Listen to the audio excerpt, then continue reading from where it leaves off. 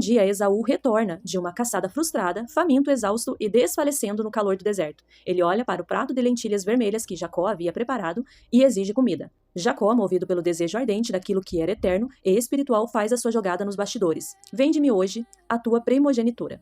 É aqui que Esaú comete o erro clássico de todas as forças do mal e dos homens imediatistas através dos séculos. Ele despreza o sagrado para satisfazer o desejo carnal do momento. Para que me serve a primogenitura se estou morrendo de fome? Diz ele. Esaú jurou e vendeu o seu direito de herança espiritual por um simples prato de comida. O mal opera exatamente assim. Faz o homem agir no impulso, no secreto do seu desprezo pelas coisas de Deus, acreditando falsamente que suas escolhas ocultas não trarão um preço devastador no futuro. Os anos se passam, Isaac, sentindo a proximidade da morte, decide abençoar Esaú oficialmente como líder da família. Mas é nos bastidores ocultos daquela tenda que uma das maiores conspirações da história bíblica acontece. Rebeca e Jacó armam um plano no secreto. Jacó se disfarça, entra nos aposentos do pai e usa a pele de cordeiro para enganar o toque do patriarca cego. Ele rouba a bênção principal. Isaac abençoa Jacó com o orvalho dos céus, a gordura da terra e o domínio sobre as nações.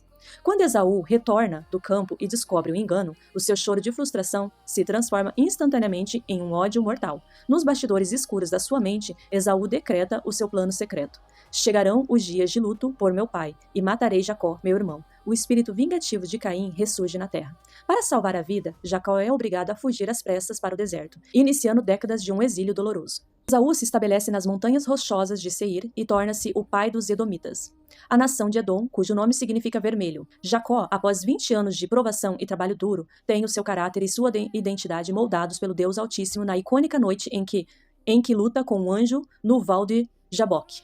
Ele deixa de ser o trapaceiro para se tornar Israel. O mal acreditou que o rancor guardado por Esaú destruiria o plano divino e exterminaria a linhagem escolhida, mas as forças das trevas não controlam os bastidores da luz. O Espírito Santo opera de forma sutil e irresistível. Quando os dois irmãos finalmente se reencontraram anos mais tarde, cercados dos exércitos, o Espírito de Deus quebra o orgulho e desarma o coração de Esaú. Em vez de sangue, o que se vê é um abraço e lágrimas de reconciliação. O plano da promessa para gerar as 12 tribos de Israel permaneceu guardado sob o governo do Altíssimo. Mas as histórias das nações não esqueceu o que aconteceu nos bastidores daquela tenda. O perdão pessoal entre os dois irmãos não apagou a rivalidade histórica que brotou entre os seus descendentes. Nos livros de Reis e Crônicas, as páginas da Bíblia registram que os filhos de Edom, descendentes de Esaú, e os filhos de Israel, descendentes de Jacó, travaram guerras sangrentas, cruéis e implacáveis por séculos. Edom guardou uma ira perpétua contra o seu irmão, a ponto de celebrar e aplaudir de perto a destruição de Jerusalém pelos exércitos babilônicos. O que começou com 2 bebês lutando no ventre de Rebeca, se transformou em impérios marchando na antiguidade e continua ditando as divisões geopolíticas que testemunhamos até hoje. O padrão permanece inalterado. Quando o homem tenta resolver a história através do orgulho, do desprezo pelo sagrado e do engano no oculto. Vamos falar sobre Ismael e Isaac. Para compreender as guerras que retalharam os livros de Reis e Crônicas e os conflitos geopolíticos que hoje paralisam o Oriente Médio, precisamos retornar ao acampamento de um único homem, Abraão, o patriarca da fé. Sob o céu estrelado do deserto, o Deus Altíssimo fez a ele uma promessa inabalável: de ti farei uma grande nação, e em ti serão benditas todas as famílias da terra. Mas nos bastidores humanos, a promessa esbarrava na aparente impossibilidade. Sara, sua esposa, era estéril e de velhice avançada. É aqui que a história humana chega a proporções globais. Movidos pelo imediatismo e pela dúvida, Abraão e Sara tentam apressar o plano divino através de um atalho humano no oculto. Sara ofereceu a Abraão a sua serva egípcia, Agar, para que gerasse um filho em seu lugar. Desse ato secreto, nascido da pressa da carne, vem ao mundo o primeiro filho de Abraão, Ismael. 13 anos se passam, e o que parecia impossível acontece pela intervenção direta do Espírito Santo.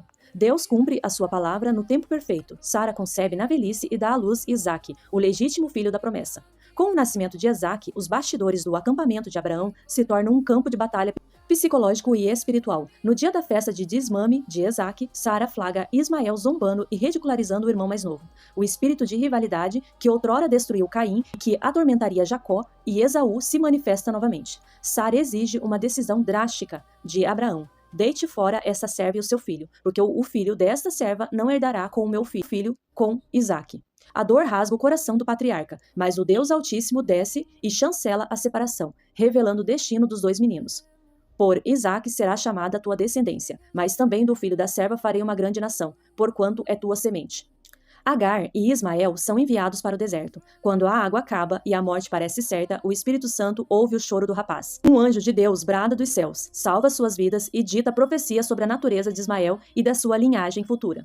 Ele será como um jumento selvagem, a sua mão será contra todos, e a mão de todos contra ele, e habitará diante da face de todos os seus irmãos. Ismael cresce no deserto de Parã, tornou-se um arqueiro temível e casa-se com uma egípcia. Ele gera 12 príncipes, chefes de grandes tribos nômades. Nos bastidores da história e da geografia, Ismael se torna o pai espiritual e ancestral de grande parte dos povos árabes. Enquanto isso, Isaque herda as terras de Canaã e gera a linhagem que daria origem ao povo judeu e futuramente ao nosso Senhor Jesus Cristo. A separação física estava consumada, mas o cordão umbilical do conflito nunca foi cortado. E diante dessa raiz é onde brotaram as maiores tensões da história humana. Séculos mais tarde, no ano de 622 da nossa era, o islamismo nasce na Arábia, reivindicando juntamente a herança espiritual de Abraão através de Ismael, batendo de frente com o judaísmo e o cristianismo, que descendem da promessa de Isaque. Como vimos, os descendentes de Ismael passaram a ocupar geograficamente e culturalmente as mesmas terras dos antigos filisteus na costa de Gaza, herdando o papel histórico de antagonistas de Israel. O que começou como uma disputa por herança entre duas mães e dois garotos em uma tenda de lona no deserto deu origem ao maior choque de civilizações do planeta. O plano espiritual e oculto do mal continua operando na mesma frequência. Ele se aproveita dos erros e dos atalhos que os homens tentam criar no secreto para erguer divisões mundiais históricas, mas o plano do nosso Senhor Deus Altíssimo permanece intocável.